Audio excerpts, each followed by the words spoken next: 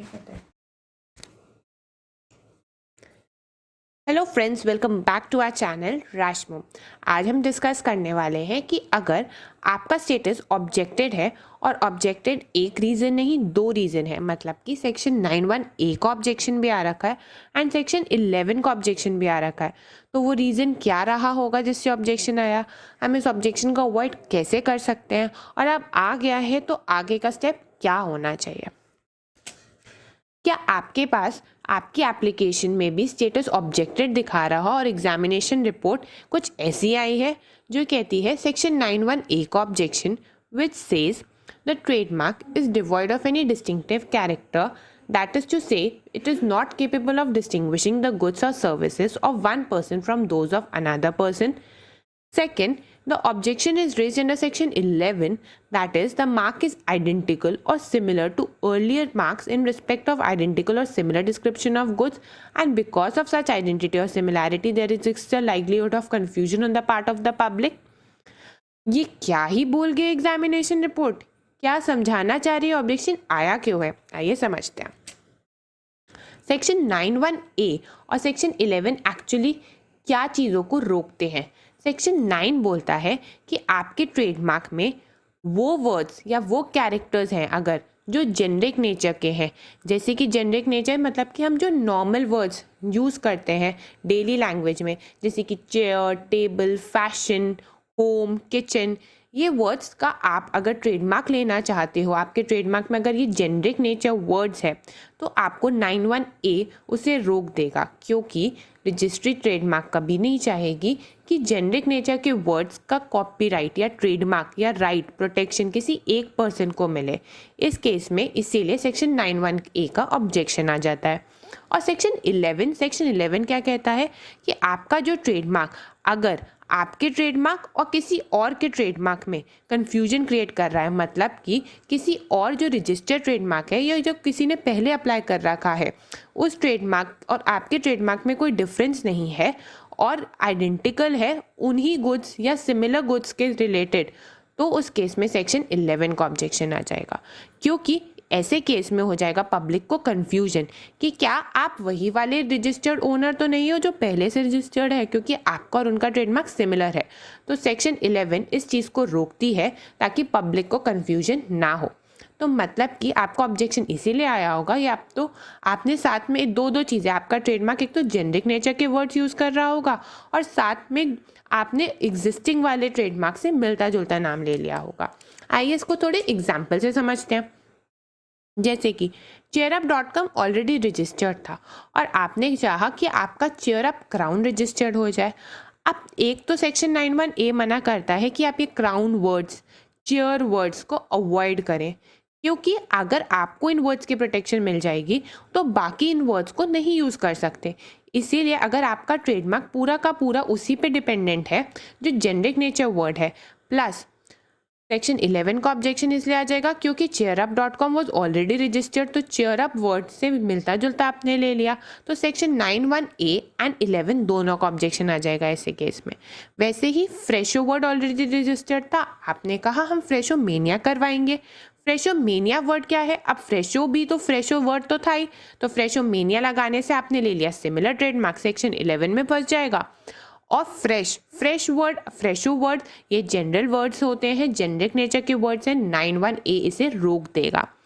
T fashion registered था, आपने ले लिया T fashion, T word, fashion word ये जेनरिक नेचर के वर्ड्स हैं, 91A ऑब्जेक्शन में डालेगा और मिलता जुलता लेने के कारण आपको 11 का ऑब्जेक्शन भी आ जाएगा। वैसे ही सुलेखा वर्ड ऑलरेडी रजिस्टर्ड था, आपने ले लिया सुलेखा.com, मिलता जुलता लिया सेक्शन 11, और अगर आपने उसको जेनरिक नेचर वर्ड्स में ले लिया तो वो भी सेक्शन 91A में फंस जाएगा। तो बेसिकली आपके जो ट्रेडमार्क्स होने चाहिए उसको सिलेक्ट बहुत केयरफुली करना है। एक पब्लिक सर्च बहुत केयरफुल होनी चाहिए, दूसरा उनके वर्ड्स जो होने चाहिए उनमें जेनरिक नेचर के वर्ड्स नहीं होने चाहिए। अगर आप हमें प्रोफेशनल एडवाइस लेनी है हमसे तो आप हमें मेल कर सकते हैं official@legalwale.in, व्हाट्सएप कर सकते हैं 8285813764, हमने कॉल कर सकते हैं 999716879949 या हमारी वेबसाइट विजिट कर सकते हैं www.legalwale.in। ट्रेडमार्क एक बहुत छोटा सिंपल प्रोसीजर होता है अगर आप उसे एक प्रोफेशनल असिस्टेंट से करते हैं, क्योंकि प्रोफेशनल असिस्टेंट से वो एक्सपर्टीज़ लेवल की नॉलेज मिलती है और वो आगे जाके ऑब्जेक्शन में नहीं फंसता। तो आई वुड ऑलवेज सजेस्ट कि आप किसी प्रोफेशनल्स के थ्रू से स्टार्ट करें। सबसे फर्स्ट स्टेप तो एटलीस्ट जो नेम सर्च होता है, जिसमें आपको ट्रेडमार्क अल्टीमेटली डिसाइड करना है, जो आपका कॉस्ट भी डिसाइड करेगा, टाइम भी फ्यूचर का डिसाइड करेगा। अगर आप उसको प्रोफेशनल असिस्टेंस के साथ करते हैं तो डेफिनेटली वो प्रोफेशनल असिस्टेंस चार्ज आपके फ्यूचर कॉस्ट और चार्ज को डेफिनेटली बचाएगा। अगर आपको मेरी वीडियोस यूज़फुल लगे तो प्लीज़ उसे लाइक करा करिए, शेयर करिए, कमेंट सेक्शन में अपनी क्वेरीज शेयर करिए और हमारे चैनल को प्लीज़ सब्सक्राइब करिए। अब आपका ऑब्जेक्शन आ गया, वो भी 91A का और सेक्शन 11 का। अब क्या करा जाए, नेक्स्ट स्टेप क्या होना चाहिए? पहले नेक्स्ट स्टेप से पहले हमें ये आना ही नहीं चाहिए ऑब्जेक्शन। तो हम क्या करेंगे, हम ऐसे ट्रेडमार्क लेंगे जिसमें general use generic nature words जैसे कि हाउस हो गया, होम हो गया, स्पाइसेस हो गया, फ्रूट्स नेम जो हम जनरल डेली वे में यूज़ करते हैं, टेबल, वुड, ये सब वर्ड्स को अपने ट्रेडमार्क में अवॉइड करेंगे यूज़ करना।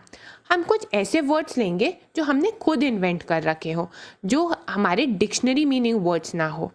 हम कुछ ऐसे वर्ड्स का ट्रेडमार्क लेना चाहेंगे जो हमारे गुड्स को डिस्क्राइब ना करें। जब हमारे गुड्स को डिस्क्राइब करता है ट्रेडमार्क तो वो भी एक ऑब्जेक्शन का रीज़न बन जाता है। हमें मैस्कॉट्स और कैरेक्टर्स भी ऐसे साथ में ऑब्जेक्ट्स नहीं यूज़ करने अपने लोगों में जो हमारे गुड्स को डिस्क्राइब करे। आप ऑलरेडी रजिस्टर्ड वाले ट्रेडमार्क्स देख सकते हो कि कौन से ऑलरेडी रजिस्टर्ड है, मेरा मिलता जुलता तो नहीं है। ipindiaonline.gov.in पब्लिक सर्च में जब आप जाओगे तो पब्लिक सर्च में आप अपना ट्रेडमार्क जब भी बिट्स एंड कॉम्बिनेशंस में हर वे में ट्राई कर लोगे और वो कहेगा नो मैचेस फाउंड, तभी वो आपका ट्रेडमार्क सेक्शन 11 से बच सकता है। तो आपको ये सारे पॉइंट्स का ध्यान रखना है जब भी आप ट्रेडमार्क अपना नाम फाइनल करने वाले हो, अप्लाई करने वाले हो या किसी से अप्लाई करवाने वाले हो, तो वो ये सारी चीज़ों को ध्यान रखते हुए करेगा। तभी जाके आपका कॉस्ट भी बचता है, टाइम भी बचता है। तो ट्रेडमार्क को अप्लाई करने में फर्स्ट स्टेप में गलती ना करें, नहीं तो ऑब्जेक्शन आ जाता है। अब गलती तो हो चुकी है, तो अब क्या करना चाहिए? अब आप एक वेल ड्राफ्टेड रिप्लाई सबमिट करिए। अगर आपको नहीं अच्छा लग पा रहा है, आपसे नहीं बन पा रहा, तो आप प्रोफेशनल असिस्टेंस लीजिए, प्रोफेशनली उसे ड्राफ्ट करवाइए, विथिन 30 डेज सबमिट कराइए। लीगली 30 डेज का टाइम होता है। 30 डेज के बाद आपके एप्लीकेशन को अबैंडन करा जा सकता है। आप हमसे professional advice, professional assistance, professional consultancy हमें मेल कर सकते हैं official@legalvalley.in। हमारा व्हाट्सएप नंबर है 8285813764। कॉल कर सकते हैं 9971687949। हमारी वेबसाइट है www.legalvalley.in।